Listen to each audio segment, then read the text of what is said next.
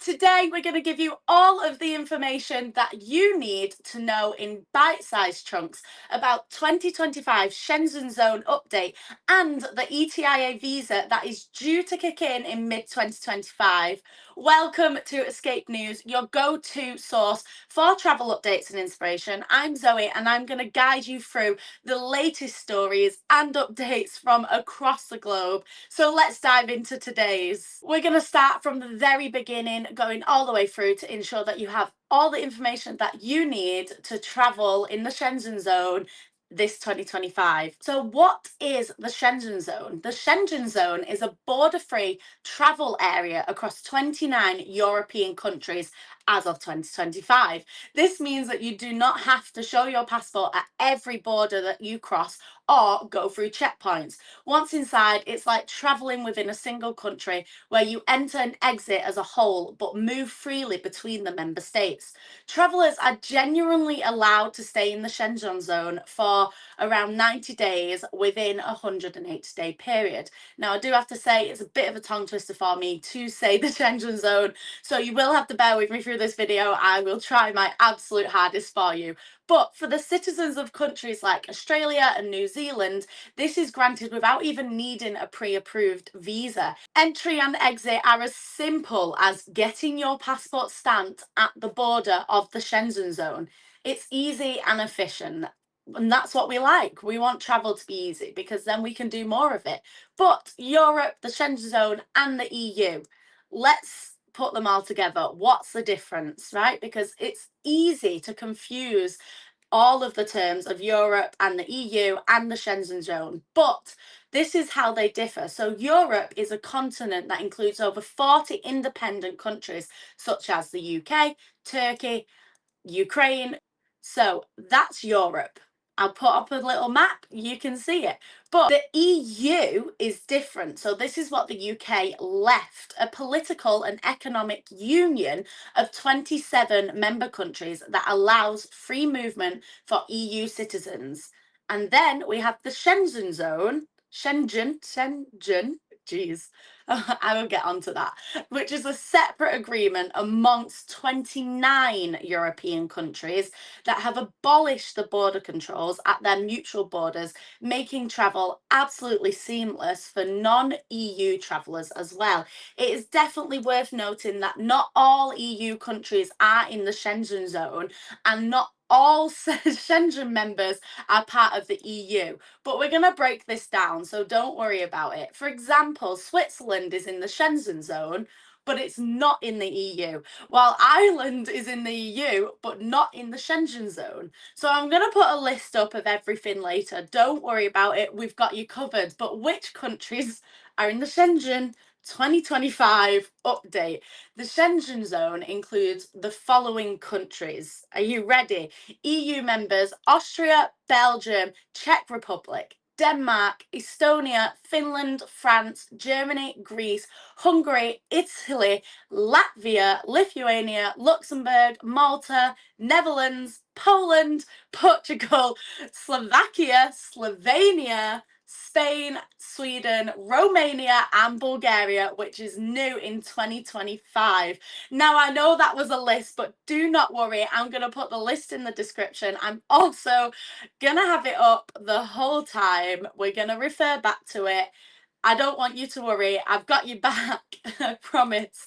But then you go on to the non-EU members. So that's Iceland, Norway, Switzerland, and one that I definitely can't say, Liechtenstein. That's so funny. Liechtenstein. I need to figure out how I say that. I'm not very good with pronunciations, but don't worry. The list, like I said, is in the description. You can also visit Andorra, Monaco, San Marino, and the Vatican City within the Schengen Visa. Though they aren't officially part of the zone, it's some sort of unwritten communication, but obviously it is written down at the same time. But time spent within these countries also count towards your 90-day limit. So how long can you stay within the Schengen Zone?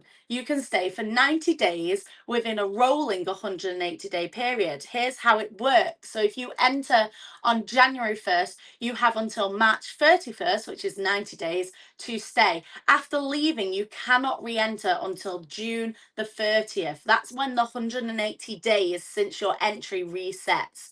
So to track your days, you can use tools like the Schengen calculator apps or online trackers to avoid overstaying, but please do not feel overwhelmed by this. I have a link in the description to multiple calculators to help you with this, and we're going to get into how you can actually track this yourself later in the video, so don't you worry. But does the clock stop when you leave? Yes, it does stop when you leave. The Schengen zone and the clock on your 90 days pauses for your return. So for example, if you was to enter France on January 1st and stay for 10 days and then leave on January 10th, then go to Croatia, which is a non-Schengen zone, for 10 days and re-enter the Schengen zone on January 20th, now you've used 10 days of your 90-day allowance and you have an additional 80 days left to spend in the Schengen zone. Now, unlike other countries, does leaving and returning restart your 90 days? Unfortunately, not. The 90 to 180 day rule does not reset when you leave and re-enter the Schengen zone. If you use 90 days in the zone, you must wait for the 180-day period to reset before returning. Some countries you can do a visa run where you go across the border and reset your stay, and the Schengen zone is really strict about this rule and won't let you do it. Should you risk overstaying? In short, no, you really shouldn't. Overstaying in your Schengen visa can lead to serious consequences. You can get fines, deportation, and even a ban on re-entering the Schengen zone, which as a traveller you really do not want to do. So difficulties entering other countries, even outside of Europe, is another thing on the cards. You really don't want to risk this. It's not something worth risking at all. Definitely count your days, stay under the 90 days. Even then, make it like 85 or something. Just don't risk it. It's really not worth the risk, especially with the legal options to extend your stay. How do you stay longer than 90 days? If you want to stay longer in Europe, then there is definitely some legal options that we can talk about here. So you can explore non-Schengen countries. So you can visit places like Croatia, Turkey, or even the UK, which aren't in the Schengen zone. Apply for long-term visas. So some Schengen countries actually offer work, study, and resident visas, but it's all different on the countries. I mean, some countries even have digital nomad visas. Some have visas where you can buy a home and do it up and help a village that's needed. There's loads that you can look into, but there's also the use of the bilateral agreements. So from that, some countries have agreements allowing extended stays beyond the Schengen limit, but you just need to check for specific rules on your nationality and always verify visa requirements for your nationality before traveling, as rules can constantly change. So how to track and final tips for the Schengen travel and keep track of your days. That's obvious. It's the most important part. So you can actually use an app or an online calculator to avoid overstaying. There's multiple apps which will also do the Schengen zone and other countries. It's amazing the world that we live in. We can keep on track of it. But alternatively, if you love a bit of old-fashioned pen and paper, you need to grab yourself a yearly calendar and a highlighter. Find the date on which your next trip to Europe is, and firstly count backwards. And I know that sounds a bit what, but you just need to check the previous 180 days. Have you been to Europe before this? If yes, you need to count 180 days from the first day you entered. For example, if you have a trip on the March 1st and you need to check backwards until September the 3rd, which you don't realize is such a big gap, but make sure that you check this and you need to add them together. If not, and you haven't done that, then you need to count from the first day that you arrive. So March 1st, for example, counting 180 days is the 28th of August. So that's also a big gap. You can imagine that people love to go to Europe during spring, they love to go summer, they want to go August bank holiday weekend. Just make sure that you are not doing those 90 days in that time period, because it really does catch up on you. But just simply highlight the days in which you visit the Schengen zone and add them up, and you will be perfectly fine. Make sure that you plan your route, especially if you're long traveling. Group nearby countries that are out of the Schengen zone together to minimize the travel time. You can easily jump over to Turkey, etc., like listed before, to make sure that your travel plans stay going and you're in the visa limits. But you also need to stay updated with visa policies, as they always change. So please check the latest guidelines before your trip. The Schengen zone offers an incredible amount of freedom to explore Europe's diversity, but please understand the rules, and it ensures a hassle-free adventure. Now, in regards to staying updated, we are going to move on to the EITA visa that is coming in. So what you need to know about the ETIA visa is the new travel requirements for Europe in 2025. It's starting in mid 2025.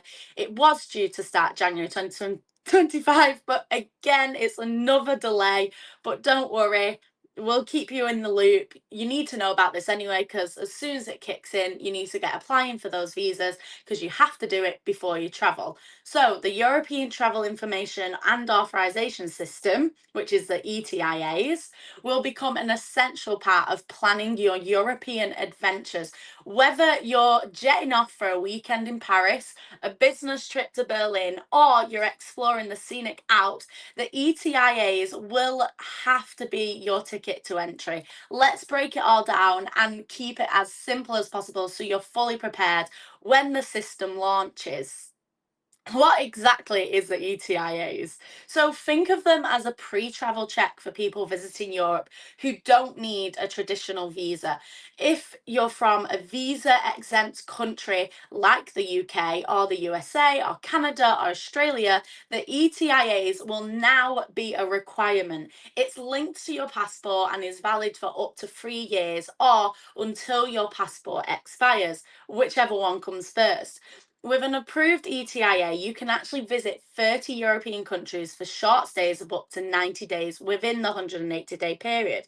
But remember, having an ETIA doesn't always guarantee you automatic entry. Once you arrive at the border, the guards will still verify your documents and ensure that you meet the entry conditions and requirements. So who needs the ETIA? Obviously, like I said, the people from the UK, USA, Canada, Australia, but it's going to be people that currently enjoy visa-free travel to Europe, which includes the UK. So make sure that you have this locked in your brain, that before you go to Europe, you need an ETIA visa. But this means that British travellers will need to apply before their next European getaway. The cost is only €7. Let's face it, it's not that much for a couple of years travel. I wouldn't mind the €7, but here's some good news. If you're under 18 or over 70, so if you want to go and retire in Benidorm with everyone else, the fee is absolutely waived, which is great because it also means that families with children under the age of 18 don't have to pay for this additional fee. So how to apply for it?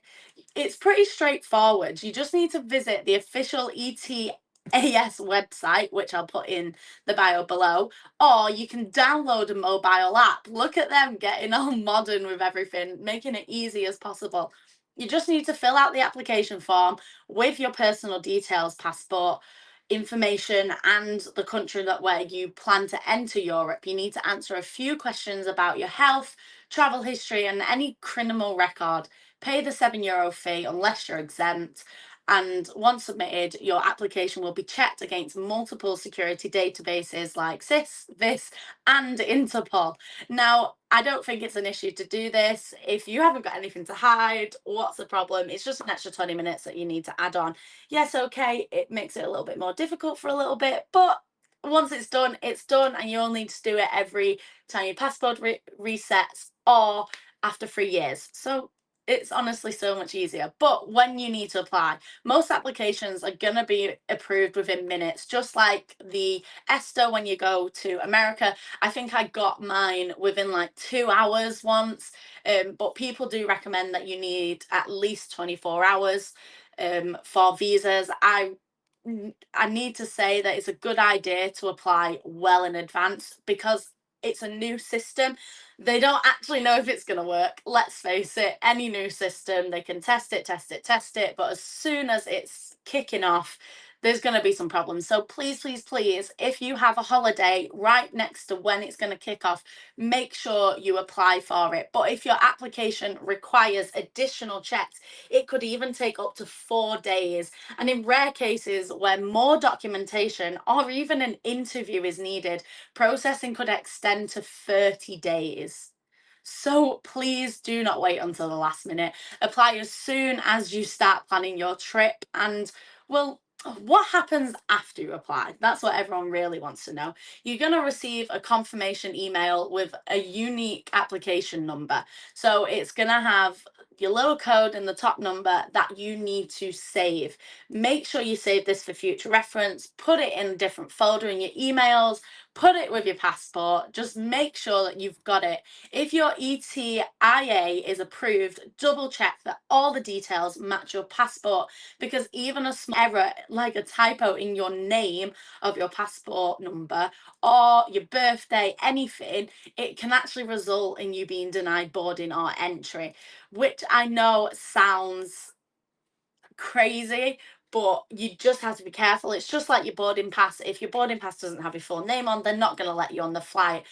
But your application, if your application is denied, you're gonna have to get an explanation and information about why it's denied, and you can even appeal it.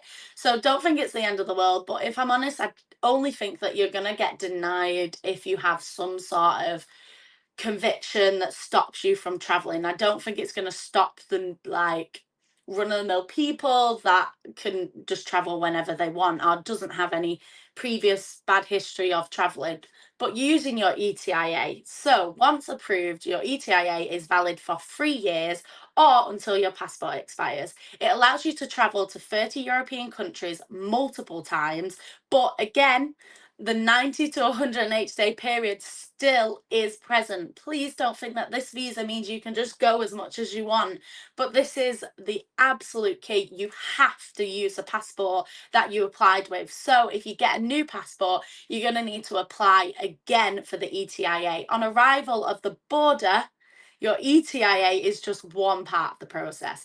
When you arrive, border guards will check your ETIA, passport, and other required documents. You must meet all of the entry conditions, or you could be refused entry, which is never good because it could mean refusal of entry to other countries later in the future. ETIA checklist. So here's a quick rundown to make sure that you're ready. Apply for the ETIA's visa. I honestly should make a count for the amount of times I said Schengen Zone and ETIA visa. But make sure you do this before booking your tickets or accommodation. Double check that your passport details match your ETIA. Ensure that your passport is valid for at least 3 months beyond your planned departure. Confirm that your ETIA is still valid for your travel dates and why ETAs actually matter.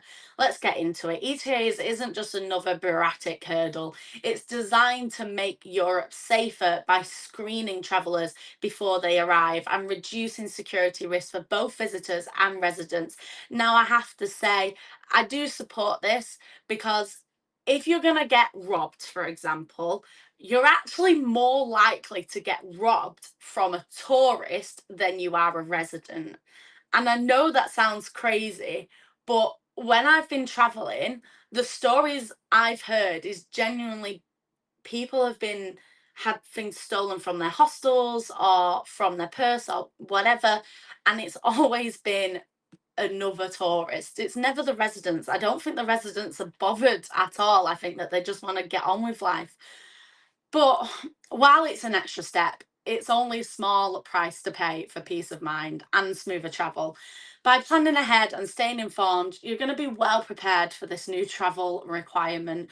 Whether it's your first trip to Europe or it's your 15th, the ETIA ensures that your journey gets off for a smooth start. Now, please do remember that although the ETA has become into place, some countries have their own checks and identification processes in play.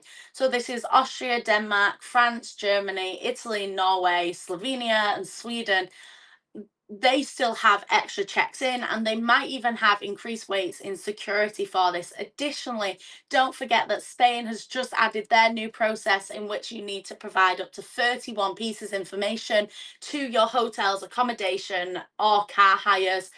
This is just the steps that you need to put in place. Again, Venice, for example, they also have like a £10 tourist fee that you need to pay upon entry. So you just need to check this stuff before you go in. But I'm here to keep you updated through it all and ensure that you have the best experience traveling as you can. Thank you so much for tuning in to Escape News, where every day is a journey. Please do not forget to like, subscribe, and hit the notification bell so you never miss a story that inspires your next adventure. Until next time, I hope you have the safest travels. I hope you have the best exploring, and I really wish you the best for 2025.